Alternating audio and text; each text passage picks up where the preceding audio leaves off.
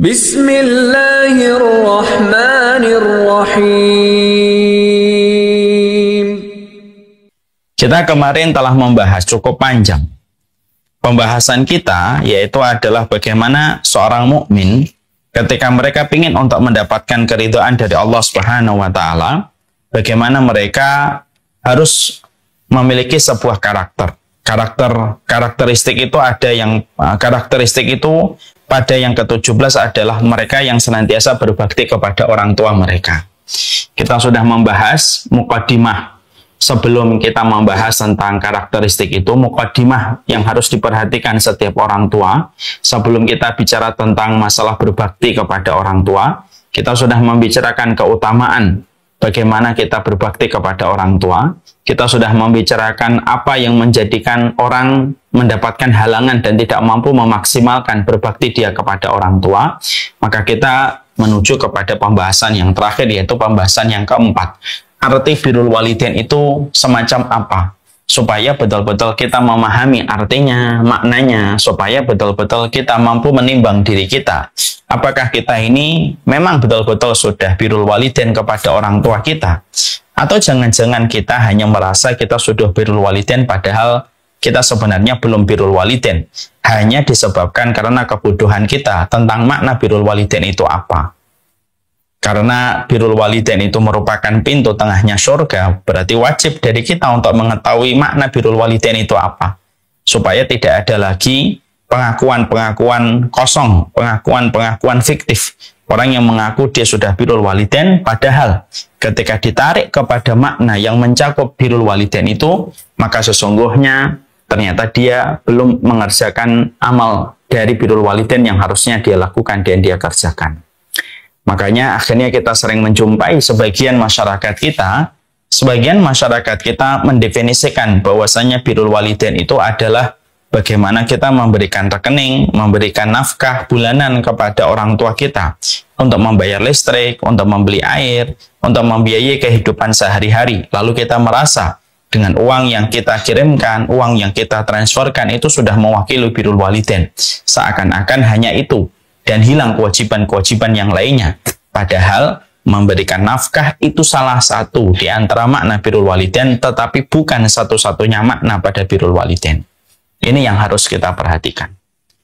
Maka setelah kita paham bahwasanya kita harus menggali apa itu makna birrul walidain yang sesungguhnya, maka apa itu makna dari birrul walidain? Yang pertama yang sudah kita bahas, arti dari birrul walidain adalah ketika kita sebagai dan selaku seorang anak, bagaimana kita berusaha untuk mensolihkan diri kita. Karena kesolihan seorang anak merupakan bentuk birrul walidain dia kepada orang tua. Karena sesungguhnya ketika seorang anak, dia berusaha terus dan tidak pernah bosan untuk berupaya bagaimana menjadikan dirinya menjadi laki-laki atau menjadi seorang wanita, anak yang solih kepada Allah, taat kepada Allah, maka sesungguhnya yang pertama kali akan merasakan manfaat dari kesalihan anak itu adalah orang tua, terutama ketika orang tua sudah meninggal dunia. Ya. Karena sesungguhnya saya sudah menyampaikan berulang-ulang. Karena sesungguhnya tidak setiap doa yang dipanjatkan seorang anak kepada orang tuanya itu secara otomatis diterima sama Allah. Sampai ketika seorang anak betul-betul memiliki karakter dan sifat kesalihan. Barulah ketika dia memiliki karakter dan sifat kesalihan, doanya dia kepada orang tua bisa bermanfaat bagi orang tuanya ketika datang dari anak yang solih, dan bukan hanya sekedar ketika dia menjadi anak, tapi tidak pernah peduli tentang kesolihan pada hidupnya. Makanya kita membaca salah satu hadis yang terkenal, sesungguhnya Rasulullah bersabda, seluruh anak Adam apabila meninggal dunia terputus seluruh amalnya kecuali 3 perkara. Salah satu di antara 3 perkara itu disebutkan oleh baginda Nabi, waladun salihun yad'ulahu, anak yang salih yang mendoakan orang tuanya. Di mana baginda Nabi menyebutkan pada riwayat itu, Nabi tidak menyebutkan waladun, tetapi Nabi menyebutkan waladun salih, anakmu harus salih. Kalau anakmu nggak salih, maka setiap mendoakan orang tuanya bisa terganggu dengan dosa dari anak itu ketika anak itu tidak betul-betul berusaha meninggalkan dosa-dosa besar dan senantiasa menjadi solih dengan taubat yang dia berikan kepada Allah. Inilah pentingnya bagaimana kita mendidik anak yang solih dan bagaimana setiap anak menyadari tidak ada kado terindah yang dia bisa hadiahkan kepada orang tuanya kecuali adalah kesolehan dirinya. Makanya saya kemarin mengingatkan, kalau ada di antara kita belum bisa mengumrohkan, belum bisa menghajikan orang tua kita boleh sedih, tapi kesedihan kita tidak boleh berlebih-lebihan. Tapi ketika kita walaupun belum bisa untuk memberikan haji, memberikan tiket umroh kepada orang tua kita, tapi setiap harinya kita melakukan ketaatan kita kepada Allah, berusaha komitmen untuk menahan diri kita dari segala macam yang dilarang dan dimurkai oleh Allah, maka kesolihan itu pun merupakan bagian hadiah terindah, walaupun mungkin pada saat ini dia belum sempat dan belum bisa untuk memberikan tiket haji dan umrah kepada orang tuanya. Dan itulah yang kita harus paham yang pertama. Sudah kita bahas panjang lebar. Yang kedua, arti birrul walidain itu adalah memberikan yang terbaik. Artinya tidak gampang untuk mengatakan tidak bisa kepada orang tua. Dengan berbagai macam alasan dan berbagai macam udzur yang begitu mudah untuk dibuat dan begitu mudah untuk direkayasa udzurnya kepada orang tua. Hanya karena dia begitu gampang untuk mengatakan kepada bapak dan ibunya, maaf saya tidak bisa. Kecuali memang betul-betul udzur dia tidak bisa. Maka sesungguhnya makna birrul walidain itu adalah memberikan yang terbaik pada setiap respon yang diberikan seorang anak terhadap permintaan setiap orang tua. Selama permintaan itu merupakan permintaan yang tidak bertentangan dengan syariat dan tidak bertentangan dengan kitabullah dan tidak bertentangan dengan apa yang ada di dalam sunnah. Makanya kita melihat bagaimana kisah nyata seorang Uwais Al-Qarni ketika beliau mendapatkan permintaan dari seorang ibu yang lumpuh, yang ada di kota Yaman, yang jarak terbentang antara Yaman dengan kota Mekah 1119 km. Ibunya pengen haji, padahal kondisinya pada kondisi lumpuh. Sampai akhirnya Uwais Al-Qarni tidak menampik perkataan dan permintaan dari ibunya, tidak mengatakan kepada ibunya bahwasanya haji sudah tidak wajib bagi ibu karena ibu sudah lumpuh. Karena sesungguhnya syaratnya haji itu mampu, dan salah satu makna mampu itu mampu secara kesehatan. Sama sekali Uwais Al-Qarni tidak memberikan alasan-alasan itu. Kalaupun Uwais Al-Qarni menyampaikan alasan itu pun diterima. Karena memang pada hakikatnya, memang ibunya Uwais Al-Qarni itu memang sudah tidak diwajibkan untuk haji dengan kondisinya beliau yang lumpuh. Tapi yang justru dilakukan oleh Uwais Al-Qarni yang menjadikan Allah ridha kepada Uwais Al-Qarni berlatih. Beliau sebelum berlatih, beliau membeli anak sapi, beliau latih dirinya untuk naik turun bukit, supaya betul-betul melatih masa ototnya, bagaimana mengasah energinya, sampai ketika beliau merasa sudah kuat dan sudah saatnya, beliau menggendong ibunya 1119 km dari Yaman menuju ke Mekah, balik lagi 1190 km dari Mekah menuju ke Yaman, dan itu dibuktikan oleh Uwais Al-Qarni supaya memberi arti kepada kita. Arti birrul walidain itu adalah memberikan yang terbaik dan tidak gampang menolak permintaan dan permohonan mereka. Dan itulah baru disebut dengan birrul walidain. Sekarang kita sering menjumpai banyak anak itu suka berkata, saya nggak bisa bu, saya nggak bisa pak. Begitu mudah bersembunyi di balik setiap alasan yang dia miliki ketika sudah berbicara pada permintaan dan permohonan seorang bapak dan seorang ibu. Terkadang kita juga menjumpai karena alasan-alasan yang remeh, alasan hobi, alasan bermain, ataupun alasan-alasan yang sebenarnya masih bisa untuk dipending, untuk mendahulukan dan memprioritaskan apa yang menjadi urusan orang tuanya. Tapi karena kita tidak memberikan sifat birrul walidain dengan memberikan yang terbaik dan totalitas di dalam memberikan khidmah, akhirnya apa? Orang tua selalu menjadi prioritas kesekian nomornya setelah prioritas-prioritas dari masalah-masalah yang lain. Dan itu bukan arti dari birrul walidain. Itu yang kedua. Sekarang mari kita bahas yang ketiga. Para ulama lalu mengatakan arti birrul walidain yang ketiga, yaitu adalah bagaimana setiap anak ketika mereka melakukan bakti mereka kepada orang tua mereka, baik orang tua yang masih hidup atau orang tua yang sudah meninggal dunia, bagaimana mereka selalu mengkondisikan lisan mereka dan selalu mengkondisikan pikiran mereka untuk senantiasa mendoakan orang tua mereka setiap waktu dan setiap saat, terutama di waktu yang mustajab untuk mendoakan orang tua mereka. Karena tanda cinta itu adalah menyebutkan namanya di hadapan Allah. Ya. Makanya kita jumpai pada surat Al-Isra ayat yang ke-24. Allah jelas menyampaikan pada ayat ini, wahfid lahuma janahal dhulli minar rahmah wa qur rabbirhamhuma kama rabbayani shaghira. Pada surat Al-Isra ayat yang ke-24, Allah jelas mengatakan bagaimana Allah perintahkan kepada setiap keturunan, setiap anak, rendahkanlah, ya. Rendahkanlah, yaitu kedua sayapmu dengan penuh tanda kasih sayang, dan katakanlah, Rabbirhamhuma kama rabbayani shaghira. Ya Allah, rahmatilah kedua orang tua kami sebagaimana mereka telah menyayangi kami, merahmati kami di waktu kami pada kondisi masih belia. Ini menunjukkan kepada kita bahwasanya makna birrul walidain itu adalah bagaimana kita menyertakan namanya di waktu-waktu yang mustajab ketika kita berdoa kepada Allah.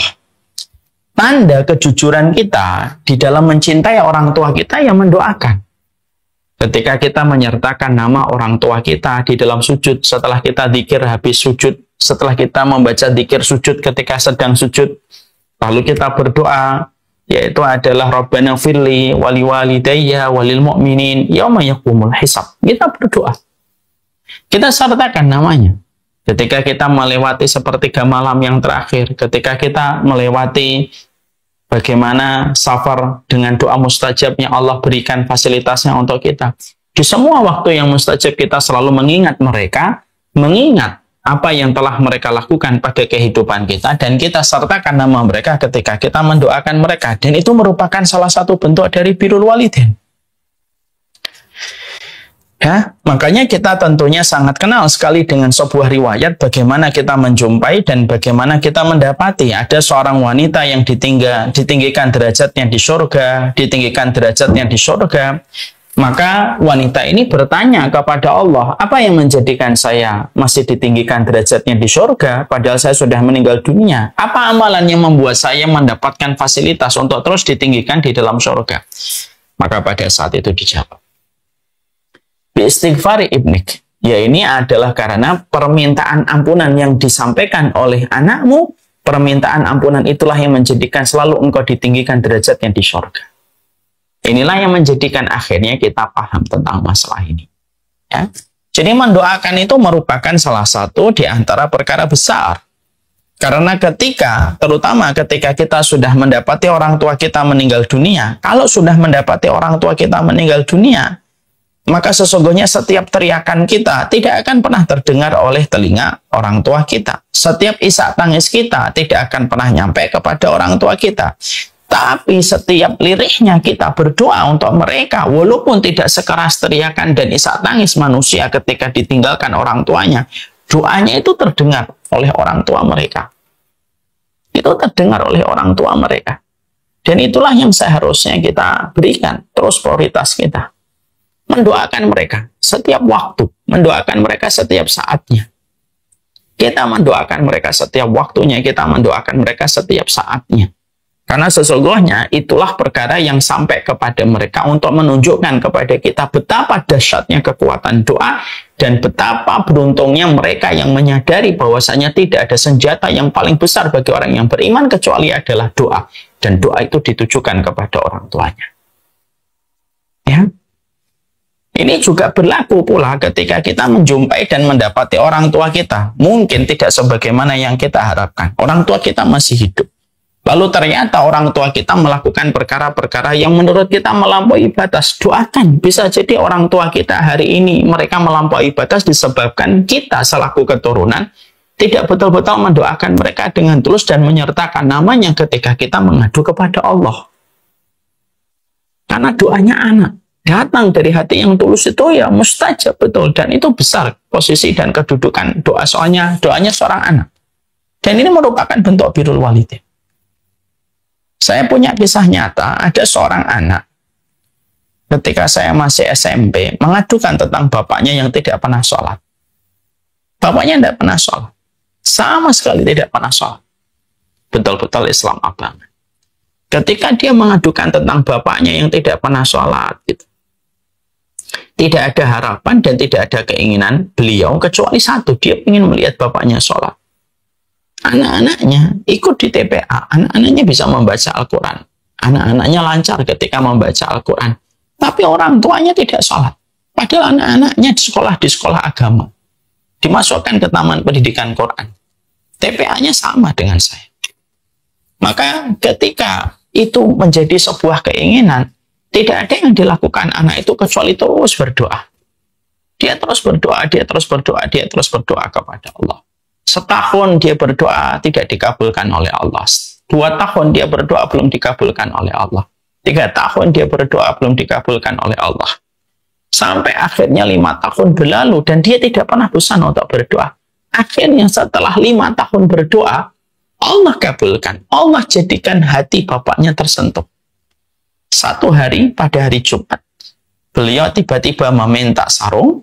Tiba-tiba beliau ingin untuk sholat Jumat. Padahal selama ini tidak pernah menginjakkan kaki untuk melaksanakan sholat Jumat. Akhirnya sholat Jumat, beliau ke masjid kampung. Setelah itu pulang, sempat membuat geger omongan beberapa tetangga yang ikut senang. Wah, sekarang sholat. Gitu. Karena mereka juga mengenalnya sebagai seorang muslim abangan. Akhirnya sholat. Dan akhirnya menjaga sholatnya tidak lama, 2 tahun, 3 tahun setelah itu beliau meninggal dunia. Dan ternyata ketika saya melihat, ini salah satunya disebabkan karena doanya seorang anak yang tidak pernah berhenti berharap kepada Allah supaya Allah menggenggam hati bapaknya di dalam ketaatan, menyentuh hati dan jiwa bapaknya supaya mendirikan sholat. Dan betul-betul terjadi, akhirnya mendirikan sholat. Makanya makna birrul walidain yang ketiga itu apa? Makna birrul walidain yang ketiga itu adalah, ya bagaimana kita mendoakan. Apapun kekecewaan yang pernah kita lalui, baik mungkin ketika orang tua kita dulu tidak maksimal ketika merawat kita, mungkin ada hal-hal yang tidak sesuai harapan kita ketika kita dulu dididik sama orang tua kita, bagaimanapun tetap maafkan. Dan cara kita memaafkan adalah tulus bagaimana kita mendoakan mereka dan memberikan kesaksian kepada Allah. Walaupun mungkin orang tua kita punya kekurangan, tapi kita jangan pernah bosan untuk bersaksi di hadapan Allah bahwasanya orang tua kita itulah yang terbaik ketika merawat kita selaku hambanya Allah. Katakan kepada Allah, ya Allah, saya ini adalah hambamu, saya dirawat baik oleh kedua orang tua yang engkau titipkan aku kepada mereka. Doa sama Allah. Mintalah kebaikan. Supaya nanti ketika kita tulus mendoakan orang tua kita, anak-anak kita pun akan tulus dan setia mendoakan kita setiap waktu dan setiap saat. Karena yang menjadi harapan kita itu ya anak. Makanya maaf ya, orang kalau sudah melewati angka 40, contohnya saya, kalau sudah melewati angka 40, maka kita harus paham kalau sudah melewati angka 40, tidak ada yang paling penting efektif dalam satu amal itu kecuali adalah yang paling efektif dalam sisa kehidupan kita itu apa? Betul-betul memperhatikan dan berkonsentrasi kepada anak kita dan pendidikan anak kita.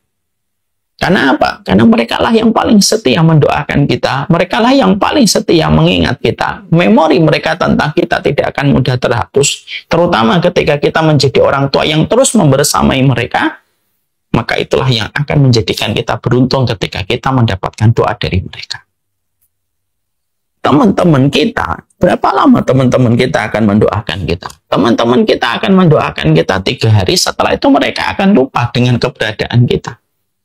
Orang yang tidak terlalu mengenal kita, mungkin akan mendoakan kita pertama kali mendapatkan kabar, Umar Muta meninggal dunia. Mungkin langsung berdoa sebentar. Tapi apakah bertahan doanya setiap waktu? Enggak. Karena kita mungkin tidak terlalu mengenalnya secara personal. Sahabat yang mengenal kita secara personal pun berapa lama mereka akan mendoakan kita? 1 pekan.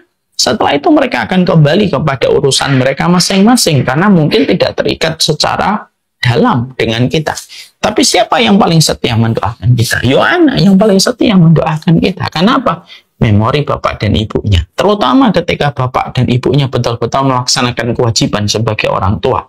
Memori itulah yang akan terus ada pada pikiran anak dan tidak akan pernah dilupakan anak. untuk terus mendoakan mereka supaya mereka dirahmati oleh Allah sebagaimana anak itu menjadi saksi bagaimana mereka diberikan rahmat oleh orang tua mereka. Ya, jadi itu yang ketiga, doakan di waktu yang mustajab.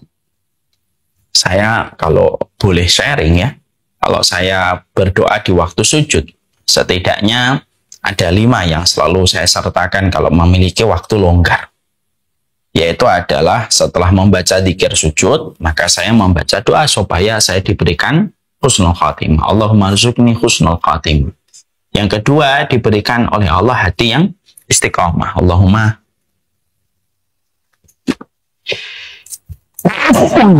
Allahumma ya muqallibal qulub tsabbit qalbi ala dinika. Yang ketiga, yaitu adalah kita memohon kepada Allah supaya kita diberikan keikhlasan di dalam setiap ucapan dan perbuatan. Baru setelah itu kita berdoa, Rabbana firli wa liwalidayya wa lil mu'minina yauma yaqumul hisab. Ya Allah, ampunilah diri saya, ampunilah kedua orang tua saya dan orang beriman ketika nanti di pengadilan Engkau, di pengadilan Allah. Nah, itu kita ucapkan di setiap sujud. Bahkan kalau bisa sebelum salam pun kita mengucapkan kembali doa itu, Rabbana firli wa liwalidayya wa lil mu'minin yauma yaqumul hisab, atau Rabbirhamhuma kama rabbayani shaghira, sebagaimana pada surat Al-Isra 24. Itulah yang menjadikan kita paham. Nah, inilah yang menjadikan kita juga kalau boleh mengkaitkan, mungkin ada sebagian orang kan nanya gitu, kenapa ya memori kita tentang orang tua kita, walaupun orang tua kita sudah meninggal 10 tahun yang lalu, 15 tahun yang lalu, tapi kenapa memori kita selalu ingat tentang mereka? Salah satu hikmahnya, kalaupun engkau sudah diwafatkan bapak dan ibumu, tapi memorimu tentang orang tuamu tidak pernah hilang. Itu salah satu hikmahnya, supaya kamu tetap setia mendoakan mereka setiap waktu dan setiap saat. Ini yang menjadikan kita memahami betul. Ini yang ketiga, arti birrul walidain, yaitu adalah bagaimana arti birrul walidain itu adalah selalu senantiasa mendoakan, tidak pernah bosan dan tidak pernah letih di dalam kita mendoakan mereka. Ini yang ketiga. Yang keempat, ya, arti dari birrul walidain yang keempat yang dikatakan oleh para ulama, yaitu adalah menemani mereka.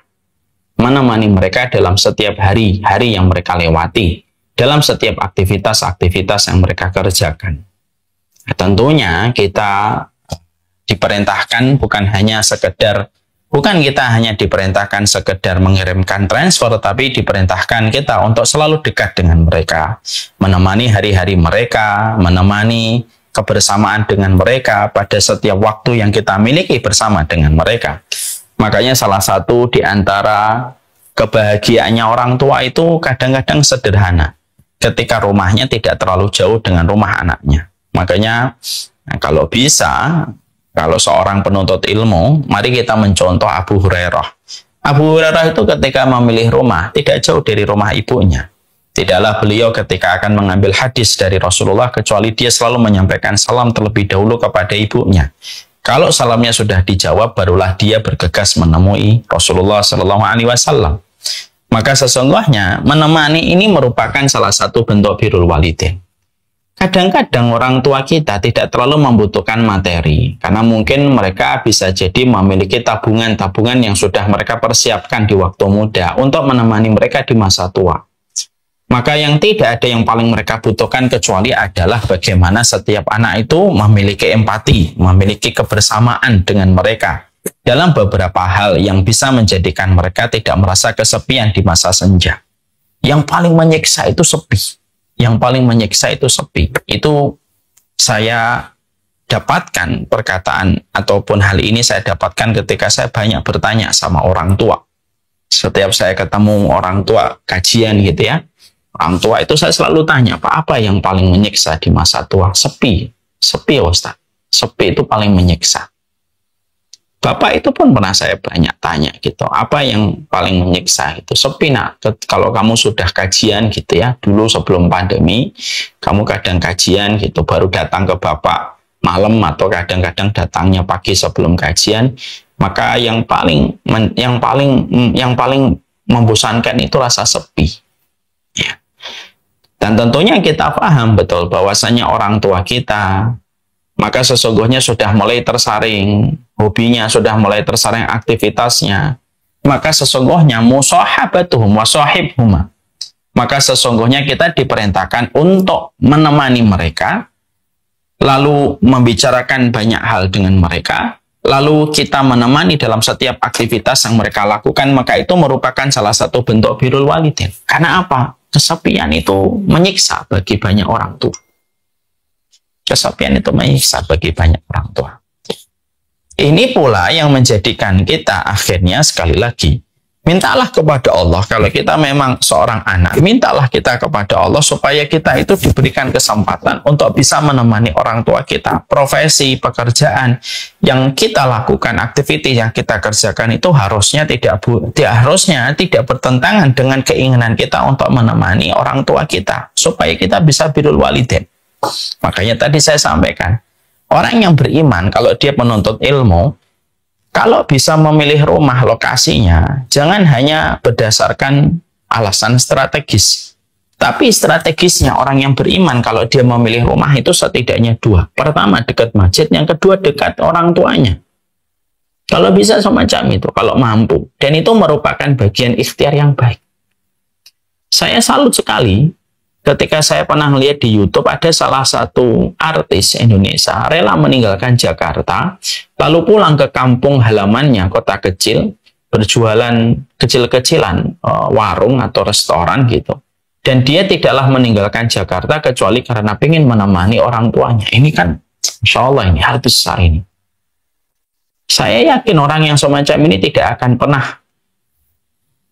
perniagaannya ini, yang semacam ini ketika dia siap menemani orang tuanya, tidak akan pernah dilewatkan oleh Allah kecuali diberi kontan oleh Allah dengan banyak kebaikan. Karena kita paham kan di dalam surat Maryam ayat yang ke-32, wa barram biwalidati walam yaj'alni jabbaran syaqiyya. Dan karena aku baik kepada orang tuaku, maka dijadikan aku tidak celaka dan dijadikan aku tidak kasar. Karena orang yang mereka selalu menemani orang tuanya, di waktu-waktu yang dia bisa berikan ketika dia dekat dengan orang tuanya, pasti semua waktu yang kita berikan kepada orang tua justru tidak akan pernah mengurangi waktu kita, tapi justru menambah kualitas waktu kita. Karena yang memiliki waktu itu Allah. Yang menggenggamnya Allah. Allah bisa mempercepat, Allah bisa melambatkan. Dan tidaklah satu investasi yang terbaik kecuali adalah orang tua. Ada motivator itu yang bilang begini. Investasi itu ada beberapa hal. Ada investasi ilmu, ada investasi teman, tapi ada investasi yaitu berbuat baik kepada orang tua. Karena memang menemani orang tua itu tidak akan pernah ngurangin waktu kita. Karena bisa jadi ada orang yang merasa kurang dengan waktunya, ya karena dia tidak memberikan waktu terbaiknya kepada orang tua ataupun memperhatikan dan empati kepada orang tuanya di masa-masa senjanya. Dan kita harus ingat, setiap kita menemani orang tua kita, semakin bertambah umurnya, semakin bertambah pula kelipatan pahalanya. Orang yang menemani orang tua, anak yang menemani orang tua di usia orang tuanya 50 tahun itu berbeda ketika anak menemani orang tua usianya 60 tahun, itu sudah beda. Anak yang menemani orang tuanya di usia 60 tahun itu berbeda ketika dia menemani orang tuanya di usia 70 tahun, itu berbeda. Semakin tua, semakin sepuh, semakin besar kelipatan-kelipatan pahala yang didapatkan bagi setiap anak yang mereka memberikan khidmah dan memberikan birrul walidain, salah satunya musahabah, yaitu menemani mereka. Ini bukan berarti nanti tidak kerja, bukan berarti kita tidak mengambil aktivitas. Tidak, dia tetap mengambil aktivitas, dia tetap bekerja. Tapi tetap ada waktu yang dia berikan kepada orang tua. Makanya mintalah kepada Allah supaya suami kita ataupun anak-anak kita berdoa supaya diri kita lalu diberikan oleh Allah kesempatan untuk tetap dekat dengan orang tua kita. Dan itu anugerah besar. Itu kenikmatan besar sekali. Yang mana kenikmatan itu tidak akan terulang dua kali. Menemani orang tua di waktu sepuh itu mungkin agak merepotkan. Tapi bagi orang yang beriman itu tidak ada kerepotan pada satu jalan yang disebut dengan pintu tengahnya surga. Ya. Makanya sering sekali saya menyampaikan, kalau menyampaikan nasihat pernikahan sama mereka yang baru menikah, jangan pernah jauh-jauh memilih rumah selama masih punya kesempatan. So, rumah kita dekat dengan rumah orang tua kita, ambil rumah yang dekat dengan orang tua kita, jangan meninggalkan. Mungkin terkadang ketika kita mengambil posisi rumah kita dekat dengan rumah orang tua kita, maaf ya, mungkin terkadang gajinya cuma 10 juta. Beda kalau kita mungkin harus ke luar negeri, mungkin gajinya sampai 50, sampai 80, sampai 100 juta. Tapi 10 juta itu keberkahannya kalau kita niatkan untuk menemani orang tua, bisa jadi keberkahannya itu mengalahkan mereka yang punya gaji 100 juta tapi berjauhan dengan orang tuanya. Tapi orang tua saya ridho kok Ustaz, mengizinkan. Memang betul. Orang tua tidak akan tega untuk mengatakan dan mengatur kepada anaknya supaya anaknya dekat dengan mereka. Mereka selalu mengatakan, sudah silahkan tinggalkan aja. Yang penting abang-abang, anak-anakku ini insya Allah mapan. Orang tua pasti mengatakan itu. Kita kan selaku orang tua juga sering mengatakan itu sama anak. Udah makan aja. Tapi nggak lapar, enggak. Padahal kita lapar. Kita kan sekarang sudah jadi orang tua. Makanya akhirnya di situ kita menjumpai bagaimana kita mencontoh dari riwayatnya Abu Hurairah. Abu Hurairah itu Masya Allah. Abu Hurairah itu memilih rumah yang tidak berjauhan dengan rumah ibunya. Dan itu pula yang dilakukan oleh Ibnu Umar. Ibnu Umar itu memilih rumah yang tidak berjauhan dengan rumah ibunya. Makanya hampir-hampir Ibnu Umar itu selalu makan bersama dengan ibunya. Untuk menemani ibunya. Makanya ada satu riwayat, Ibnu Umar kalau sedang makan bersama ibunya, dia tidak pernah mau makan bareng sama ibunya. Tidak pernah mau makan bareng satu piring dengan ibunya. Ketika ada seseorang yang bertanya sama Ibnu Umar, kenapa kamu tidak mau makan bersama ibumu? Dan kamu selalu tunggu ibumu selesai baru kamu makan. Padahal ibumu mengajakmu untuk makan. Iya, aku khawatir. Kalau nanti saya makan bersama ibu saya dengan satu piring, ada salah satu lauk yang ada di piring itu yang dilirik oleh ibu saya, gara-gara saya menemani beliau makan, maka dia memberikan lauk itu kepada saya, tetapi tidak jadi mengambil lauk itu untuk dirinya. Saya tidak mau kayak gitu. Saya biarkan ibu saya makan dulu, saya dapat sisanya. Perkataan Ibnu Umar itu menunjukkan bahwasanya rumahnya Ibnu Umar itu tidak terlalu jauh dari rumahnya ibunya. Dan kita juga menjumpai bagaimana Abu Hurairah pun sama. Kenapa? Para ulama-ulama besar, para sahabat-sahabat itu mereka membangun rumah yang tidak terlalu jauh dari rumah ibu mereka. Ya, alasannya itu simpel gitu. Gimana kita bisa berjauhan dengan pintu tengahnya surga kita? Ya. Makanya beruntung sekali kalau ada di antara kita yang mereka mendapatkan kesempatan ibunya itu mau hidup sama mereka. Lalu kita mendapatkan istri yang selalu menyokong kita dan mendukung kita gitu. Lalu istri kita sabar gitu. Lalu istri kita bisa mengatakan sama kita, nggak apa-apa, Pak, nggak apa-apa ya, nggak apa-apa, Bi, gitu. Nemenin orang tua kita itu nggak lama. Ini istri yang luar biasa. Kalau sudah betul-betul mendukung kita untuk terus taat kepada orang tua kita. Ya. Tapi kalau ada seorang istri yang justru malah cemburu dengan orang tua dari suaminya, bahkan akhirnya melakukan tindakan yang melampaui batas, kita khawatir apabila ada seorang wanita yang semacam ini, Allah pasti balas itu. Sebelum dia mati, akan dijadikan bagaimana dia merasakan berbagai macam masalah. Sebelum dia mati, sebagaimana dia selalu menimbulkan masalah bagi setiap orang tua di masa senjanya. Maka inilah yang menjadikan kita menemaninya itu merupakan hal terpenting. Maka mintalah kepada Allah ketika kita itu memang bisa memohon kepada Allah supaya diberikan jalan rezeki kita itu yang tidak jauh dengan pintu tengahnya surga. Kita memohon kepada Allah supaya kita diberikan satu rumah yang tidak terlalu jauh dari pintu tengahnya surga kita, yaitu adalah rumah orang tua kita. Kalaupun kita misalkan rumah di sini jarak 100 meter, supaya kita bisa mengunjungi kalau pagi, nanti kalau malam bisa mengunjungin lagi setiap waktu. Pasti bahagia, pasti tenang.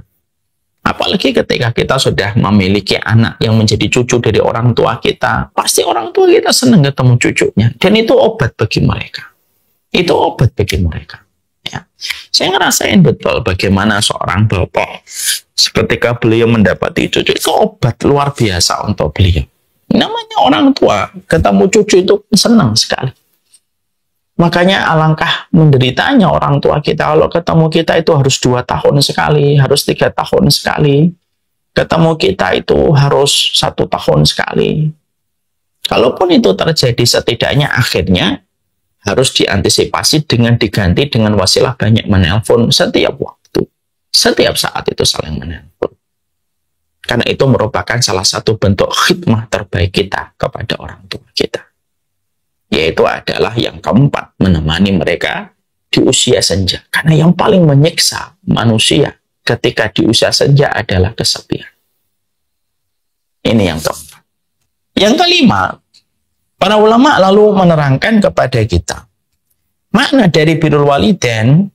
Setelah kita membahas yang keempat, yang kelima itu apa? Yaitu adalah bagaimana kita tetap memberikan ilmu kepada mereka, terutama pada petunjuk-petunjuk yang mereka belum kenal dan belum mereka pelajari. Kita harus jujur bahwasanya orang tua kita apabila bukan dari keluarga yang paham tentang syariat, mungkin orang tua kita ini memiliki banyak kekurangan, terutama dalam masalah pengetahuan dan referensi tentang masalah sunnah. Dia masih kurang di dalam referensi masalah sunnah.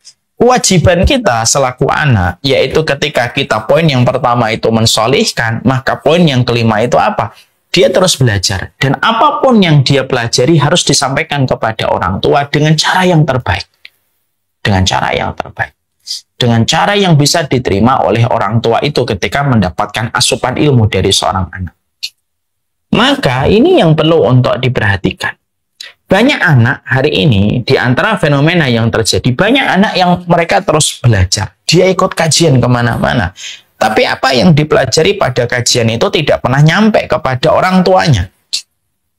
Tidak pernah nyampe kepada orang tuanya, lalu akhirnya berkomentar macam-macam tentang orang tuanya. Padahal dia pun tidak pernah aktif. Dia tidak pernah reaktif untuk menyampaikan setiap ilmu yang dia peroleh untuk disampaikan kepada orang tua. Khidmah, berbakti kepada orang tua itu salah satunya dengan ilmu. Sehingga ketika kita mendapatkan tambahan satu ilmu, maka tidaklah bertambahnya ilmu yang kita dapatkan, kecuali kita harus memberikan dan menyampaikan ilmu itu kepada orang tua kita. Dengan bahasa yang sesederhana mungkin, yang mudah difahami oleh mereka. Jangan menjadi seorang anak yang sama sekali tidak ada ghirah, tidak ada semangat untuk menyampaikan ilmu. Kita tahu betul kehidupan kita berikutnya sangat tergantung bagaimana proses kita mendapatkan ilmu dan mengamalkan ilmu. Man salaka thariqan yaltamisu fihi ilman salallahu lahu thariqan ilal jannah. Ini kan hadisnya tergantung. Kehidupan akhirat itu sangat tergantung dengan ilmu. Ketika kita memahami kehidupan akhirat sangat tergantung dengan ilmu, dan siapapun yang melapangkan jalannya untuk mendapatkan ilmu, Allah yang akan melapangkan jalannya nanti ke surga.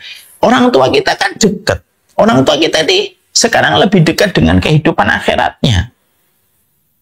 Ya, ketika kita sadar, sesadar-sadarnya bahwasanya orang tua kita sudah dekat dengan akhiratnya, maka tentunya kita paham berarti tidak ada yang paling dibutuhkan oleh orang tua kita kecuali ilmu. Yang kita peroleh, kita peres-peresannya sebagaimana peresan air kelapa. Peresan itulah yang kita berikan kepada orang tua supaya orang tua kita paham, orang tua kita ngerti, mampu mengamalkan sebelum dia berjumpa dengan Allah pada kematian yang Allah kirimkan. Makanya harusnya apa? Ibu-ibu di sini misalkan majelis taklim ar-royan, itu harusnya ketika mengkaji satu kitab atau satu pembahasan, jangan hanya berhenti di handphone kita, jangan hanya berhenti di iPad kita. Lalu kita tulis semua konklusi atau semua kesimpulannya, tapi sudah selesai. Enggak. Telepon orang tua kita. Datengin orang tua kita. Sampaikan, hari ini saya belajar tentang ini, Ibu. Saya hari ini belajar tentang karakteristik orang yang dicintai oleh Allah, orang yang zuhud. Zuhud itu artinya apa? Sampaikan pelan-pelan, sesuai dengan bahasa yang bisa memudahkan mereka untuk paham. Sodakohnya ilmu itu menyampaikan. Sodakohnya ilmu itu mengajarkan. Kalau setiap penuntut ilmu selalu menyadari tentang kewajiban dia untuk menyebarkan ilmu, karena sedekahnya ilmu itu adalah menyebarkan, Masya Allah itu. Saya itu yakin betul bahwasanya kebaikan di masa mendatang itu akan lebih maksimal kita peroleh dengan cepat kalau kita itu betul-betul melaksanakan ini. Makanya akhirnya kita berikan ilmunya. Jangan sampai akhirnya kita menganggap udahlah orang tua saya tidak mungkin paham. Lu kalau kamu sudah suudun kepada orang tuamu, terus siapa yang akan husnudun kepada orang tuamu kalau kamu sama orang tuamu suudun? Kalau tidak mungkin lah ajaran sunnah kayak gini orang tua saya akan paham. Lu gimana sih? Bukankah kamu lahir dari rahimnya? Semua ilmu yang kamu peroleh, otak yang kamu dapatkan itu salah satunya dari apa yang dulu disuapkan oleh ibumu sampai melahirkan dirimu. Dan salah satu bentuk terbaik kita birrul walidain itu apa? Salah satu bentuk terbaik dalam kita birrul walidain itu berbagi ilmu. Kita sampaikan tentang masalah sholat ba'diyah, sholat qobliyah, sampaikan apa yang menurut kita penting untuk diketahui sama orang tua kita. Kita sampaikan kepada orang tua kita supaya orang tua kita mendapatkan petunjuk sebelum dia berjumpa dengan kehidupan barzah, di mana kehidupan barzah dan kehidupan akhirat itu sangat tergantung bagaimana tercukupinya mereka dalam masalah ilmu yang berkaitan tentang akhirat. Ya. Makanya Masya Allah ya, itulah yang menjadikan kami itu sampai di Syamila itu akhirnya akan membuat namanya Syamila Wisdom, berdamai di usia senja. Ini berangkat dari berbagai macam fenomena dan kasus yang kami jumpai. Ada anak ketika mereka sudah punya pekerjaan, orang tuanya itu merasa kesepian. Orang tuanya itu tidak tahu kematian itu kayak apa. Kalau nanti sakaratul maut itu bagaimana? Kalau nanti sakit berat itu apa yang harus saya lakukan? Banyak orang tua tidak tahu. Anaknya tidak sadar itu. Anaknya hanya mengajak orang tuanya jalan-jalan, makan di restoran. Tidak apa-apa, itu sudah hal yang mulia. Tapi jangan berhenti di situ, di-upgrading. Oh, Bapak ini akan berjumpa dengan kematian. Harus kita sampaikan tentang kematian itu apa, kehidupan barzah itu kayak gimana, apa yang akan terjadi kalau mereka nanti meninggal dunia, apa yang terjadi kalau mereka akan mendapatkan rasa sakit, itu kan harus betul-betul diketahui. Karena banyaknya kasus orang tua yang mereka melewati angka 50, 60, tidak tahu apa-apa tentang apa yang harusnya mereka ketahui. Insya Allah. Nah itulah, kalau boleh saya agak sedikit menyimpang dari tema, makanya kami di Syamila akan mengadakan Syamila Wisdom. Syamila untuk orang tua di atas 50 tahun, terutama yang di atas 60 tahun, kita ingin ngasih sebuah narasi ini loh tentang kehidupan barzah, bagaimana menghadapi kematian, bagaimana kalau kita sudah tua itu harus selalu berbaik sangka sama Allah, supaya kita terus yakin dengan rahmatnya Allah. Itu kan harus disampaikan. Ya, itu harus disampaikan itu. Dan salah satu kewajiban kita kepada orang tua kita itu adalah bagaimana orang tua kita itu harus mendapatkan asupan ilmu. Ya, banyak kondisinya, ada yang kondisi ideal. Kondisi ideal itu orang tuanya betul-betul berilmu, anaknya berilmu. Itu kondisi ideal, itu pun tidak menghalangi mereka untuk saling transfer ilmu. Tapi yang banyak terjadi di masyarakat hari ini, banyak orang tua lahir produk-produk 60-an, produk 70-an, produk 80-an, yang ternyata mereka, yang mungkin pada saat itu dakwah belum menggeliat sebagaimana hari ini, ketika dakwah itu begitu semarak di banyak hal, kita bisa mendapatkan akses dakwah itu begitu mudah, maka yang terjadi itu ketimpangan. Anaknya paham sunnah, anaknya ngerti tentang ilmu, tapi orang tuanya tertinggal di belakang. Lalu anaknya itu tidak pernah peduli untuk menyampaikan ilmu itu. Ya tidak bisa. Harus sampaikan gitu. Dan kita tidak hanya diperintahkan ketika berbakti itu hanya mengirimkan uang dan nafkah. Tapi wajib bagi kita itu memberikan ilmu. Ini ada satu kejadian dulu di Kebayoran Lama. Ada seorang ikhwan ketika mau nikah. Dia senang sekali. Lalu cerita mengundang saya untuk menghadiri pernikahannya. Saat itu insya Allah saya akan datang. Ketika sudah menyanggupi mau datang, selang 1-2 pekan setelah itu, dia datang lagi ke saya lalu sedih wajahnya. Saya kira pernikahannya batal karena nampak wajah sedih itu menggelayut di wajahnya. Saya tanya, kenapa antum sedih akhi? Iya Ustadz gitu. Ternyata konsep pernikahan yang saya inginkan yaitu pernikahan yang sesuai sunnah begini. Ketika saya sampaikan kepada orang tua saya menolak semua konsep itu. Lalu berkata, udahlah nggak usah neko-neko, nikah itu gimana lumrahnya kayak orang-orang kebanyakan aja nak gitu. Saya sedih Ustaz. Nikahnya nanti kayak gitu. Orang tua saya malah belum paham tentang sunnah, malah justru menghalangi saya untuk mengamalkan. Saya tidak membela anak itu, tapi justru saya membela orang tuanya. Bukan membela pilihan orang tuanya, bukan. Tapi membela posisinya. Saya lalu ngomong sama Aina itu, loh, antum tuh sudah ngaji berapa lama? Ya sudah hampir 2 tahun lebih. Loh, kalau antum sudah ngaji selama itu, maka antum harusnya sudah menyampaikan masalah yang antum inginkan itu jauh-jauh sebelumnya. Dan antum harus sabar terus menyampaikan pelan-pelan kepada orang tua antum. Lah antum ngaji selama ini tidak pernah sharing kepada orang tua. Giliran ketika sudah mau menikah, tiba-tiba antum atur orang tua harus begini. Nah, antum siapa? Kenapa antum tidak aktif untuk menyampaikan ilmu? Kenapa antum tidak menjadi dai untuk orang tua antum? Karena salah satu makna birrul walidain itu menjadi dai untuk orang tua kita. Jadi menjadi dai untuk orang tua kita itu mulia gitu loh. Kalau orang tua kita tuh kalau dapat ilmu dari anaknya itu pasti senang. Pasti senang.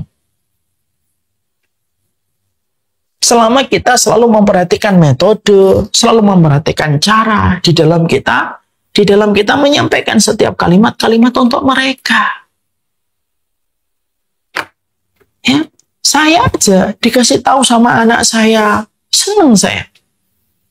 Begini, kita senang dikasih tahu anak kita.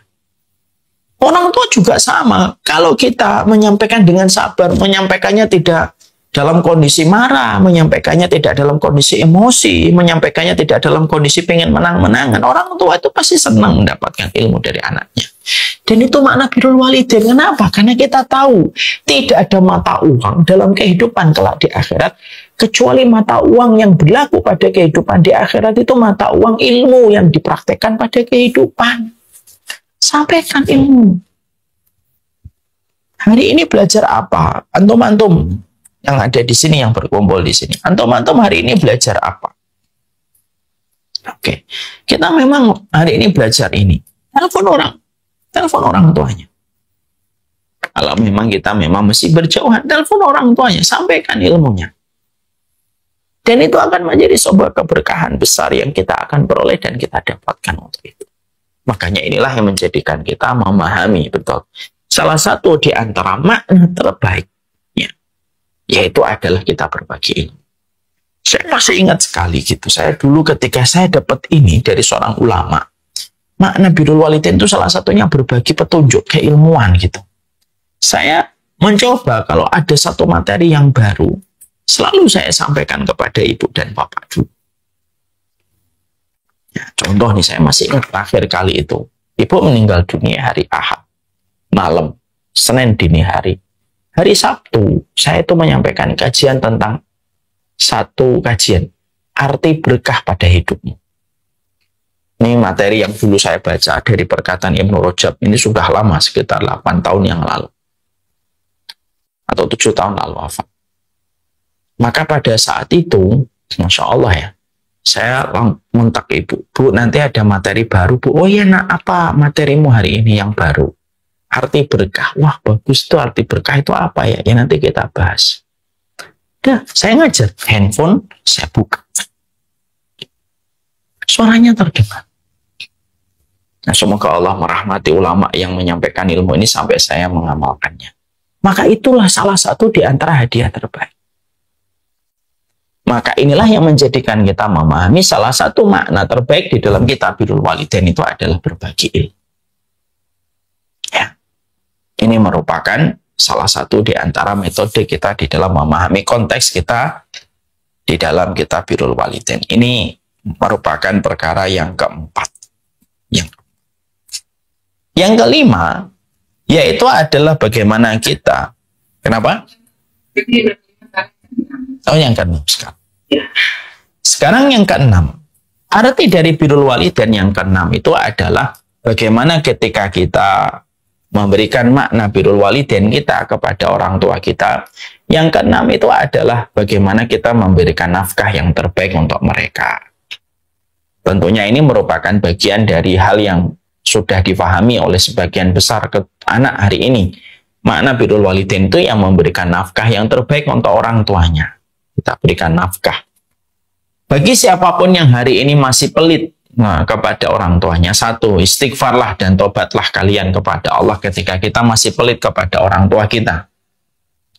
Yang kedua, pahami satu riwayat yang disampaikan oleh Rasulullah SAW. Anta wa maluka li abika. Kamu dan seluruh hartamu itu milik orang tuamu. Ya. Jadi pada dasarnya harta kita itu yang miliknya orang tua kita, sebagaimana yang ditegaskan oleh Nabi. Anta wa maluka li abika. Kamu dan seluruh hartamu itu yang milik orang tuamu. Jadi misalkan secara hitung-hitungan dohir ya pada hadis ini, antum punya mobil 2, punya rumah di Jakarta, itu ya sebenarnya kalau orang tua kita minta, ya harus dikasih. Kamu punya uang berapa, nak? 3 miliar, Pak. Rumahmu di mana? Di Jakarta. Ya sudah, saya ambil semua ya. Kalau ada yang ekstrim kayak gitu, harus dikasih. Secara hukum fikih, maka benar. Permintaan itu tidak boleh ditampik. Karena memang seluruh dari harta kita itu milik orang tua kita. Makanya maaf ya, kalaupun ada kasus ekstrim, naudzubillah min dzalik, ini secara tinjauan fikih hukum. Ada orang tua bunuh anak, dalam Islam itu tidak bisa dikisos. Dia memang tetap ditangkap, dia harus dimasukkan penjara karena bunuh anak, tapi tidak bisa dikisos di dalam hasanah hukum Islam. Kenapa tidak dikisos? Seakan-akan orang tua itu memiliki, seakan-akan jiwanya anak itu ya di genggaman orang tuanya. Makanya tetap mereka mendapatkan hukuman yang keras dan tegas karena bunuh anak, tapi tetap tidak bisa dikisos. Padahal pembunuhan-pembunuhan yang lain itu kalau membunuh ya belasannya dibunuh. Itu menunjukkan kepada kita bahwasanya harta apa yang ada di kita, apapun yang kita miliki, itu semuanya itu pada dasarnya kalau orang tua kita minta harus dikasih.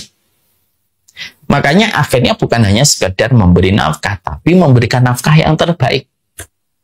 Dan tidaklah seseorang ketika mereka memberikan nafkah yang terbaik kepada orang tuanya, kecuali pasti diganti oleh Allah. Pasti diganti oleh Allah. Ya. Saya dapat kisah itu banyak tentang masalah ini. Ada salah satu ikhwan, dia kerja di bagian jasa IT. Maka dia mendapatkan permintaan dari orang tuanya. Orang tuanya itu kepepet banget, minta uang sama beliau. Saat itu di rekening beliau cuma 500.000. Di rekening beliau 500.000. Di rekening saya Ustaz cuma 500.000. Ibu WA saya. Minta uang, nak. Ternyata ibu butuh banget ini, nak. Gitu. Dan saya lagi awal-awal pandemi sepi job. Tinggal 500.000. Saat itu saya mau ngomong gitu. Bu, uang saya tinggal 500.000. Ibu separuhnya saya ya. Gitu. Saya nggak tega gitu kalau hanya ngasih 250. Saya ngomong sama istri saya, boleh nggak kita kasih 500.000? Nanti kita gimana, Pak? Allah yang ngaturlah untuk kita, insya Allah. Ya, bismillah. Istri alhamdulillah. Istri menerima. Salah satu di antara ciri wanita soleh. Akhirnya 500.000 dikirim. Ditransfer untuk ibunya. Lu sampai 24 jam. Malamnya tiba-tiba ditelepon sama satu kantor. Di mana kantor itu meminta proyek sama beliau untuk mengerjakannya. Dan biasanya SOP-nya itu dibayar setelah pekerjaan selesai.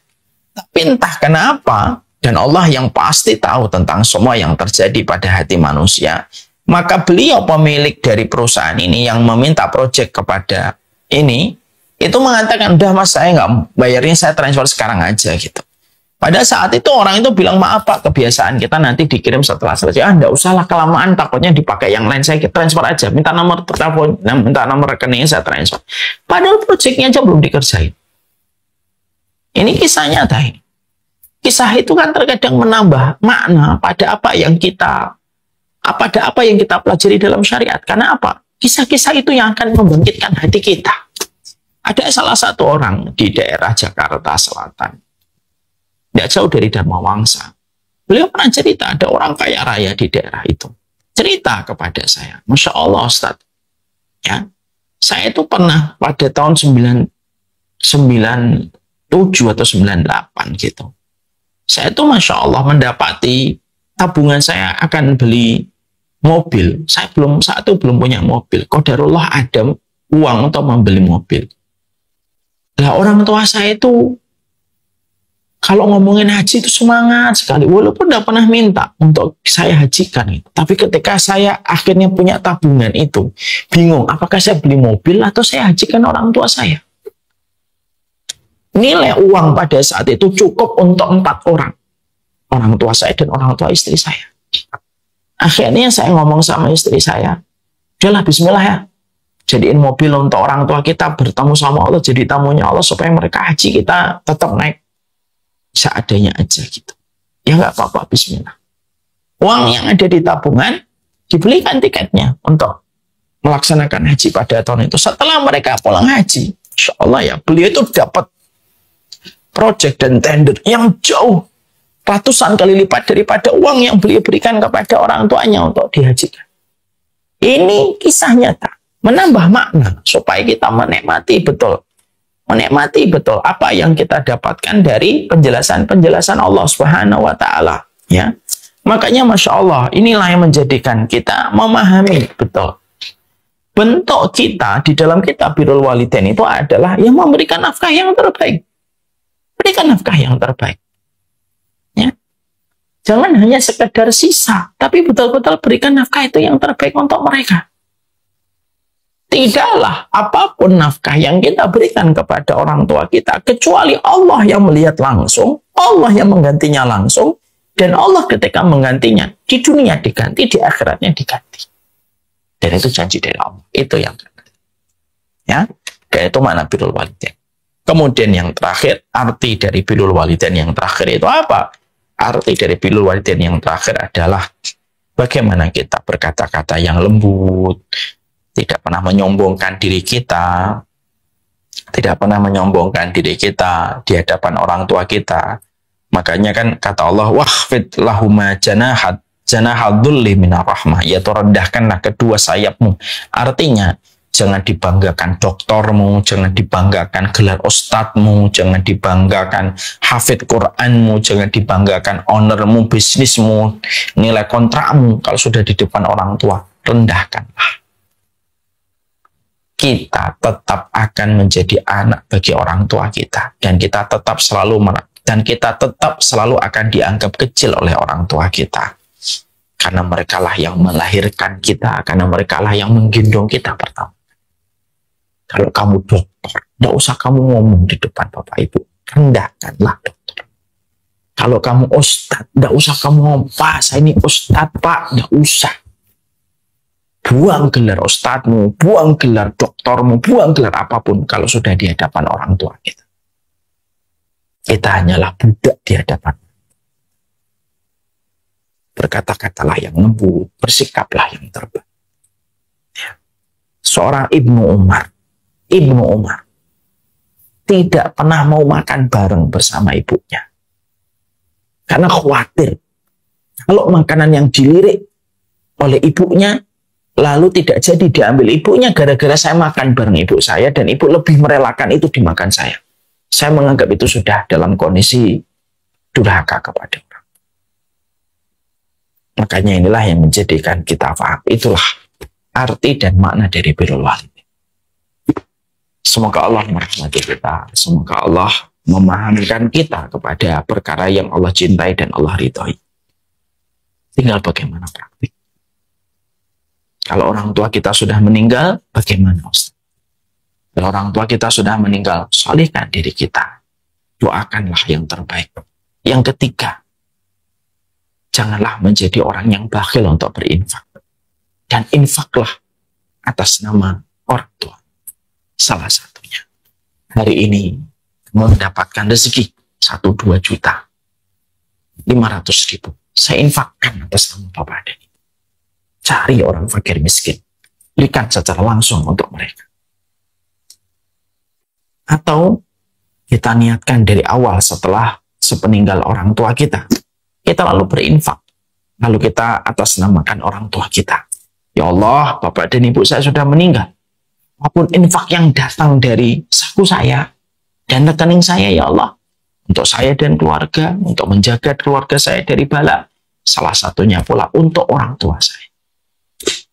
Bangunkan masjid untuk orang tua kita. Kalau tidak mampu, bangunkan musola. Kalau tidak mampu, bangunkan kelas di pondok untuk anak kita, untuk orang tua kita. Berikan wakafnya supaya terus berjalan. Alirkan air. Cari mana itu tempat air yang mengalirkan air. Gali air atas nama orang tua. Maka itu akan nyampe pahalanya untuk mereka. Harta itu dari Allah. Itu Allah. Tapi pasti diganti oleh Allah. Apalagi kalau kita niatkan untuk orang. Wassallallahu ala nabiyina Muhammad. Alhamdulillahirabbil alamin. Berarti sifat yang ke-17 sudah selesai. Kita akan lanjutkan sifat yang ke-18. Sifat yang ke-18 itu apa, Ustaz? Yaitu karakteristik mereka yang dicintai oleh Allah, yaitu adalah mereka yang saling mencintai karena Allah. Sifatnya gimana saling mencintai itu karena Allah? Banyak orang yang hari ini suka tertipu dengan pengakuan dirinya. Saya mencintai karena Allah. Padahal dia mencintai karena golongannya. Bukan karena Allah. Tapi karena orang yang dia cinta itu ya karena golongannya dan kelompoknya. Terus gimana makna pada mencintai karena Allah? Itulah yang akan menjadi pembahasan kita pada pertemuan kita berikut.